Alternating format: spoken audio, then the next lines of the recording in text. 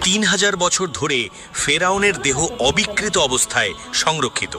এটি ছিল বিজ্ঞানের এক অবিশ্বাস্য রহস্য। কিন্তু 1981 সালে এক ফরাসি ডাক্তারের গবেষণা আর পবিত্র কোরআনের একটি আয়াত এই রহস্যের সমাধান করল এমনভাবে যা শুনে আপনি স্তম্ভিত হয়ে যাবেন। 1981 সাল তৎকালীন ফরাসি প্রেসিডেন্ট মিশর সরকারের কাছে অনুরোধ করেন ফেরাউনের মমি গবেষণার জন্য ফ্রান্সে পাঠাতে। মিশর সম্মতি দেয়। লাশটি যখন ফ্রান্সে এসে পৌঁছায় তখন যেন তাকে স্বাগত জানানো হয় একজন জীবিত রাষ্ট্রপ্রধানের মতো। বিমানবন্দরে উপস্থিত ছিলেন ফরাসি সরকারের উচ্চ পদস্থ কর্মকর্তারা। এরপর মমিটি রাখা হয় একটি বিশেষ গবেষণাগারে। গবেষণায় অংশ নেন শীর্ষ সার্জন, সংরক্ষণ বিশেষজ্ঞ, প্রত্নতত্ত্ববিদ এবং গবেষকরা। তাদের নেতৃত্বে ছিলেন প্রখ্যাত ফরাসি শল্যবিদ ও বিজ্ঞানী ডক্টর মরিস বুকাইলি। বিশ্বসেরা প্যাথোলজিস্ট, প্রত্নতত্ত্ববিদ ও সার্জনদের একটি টিম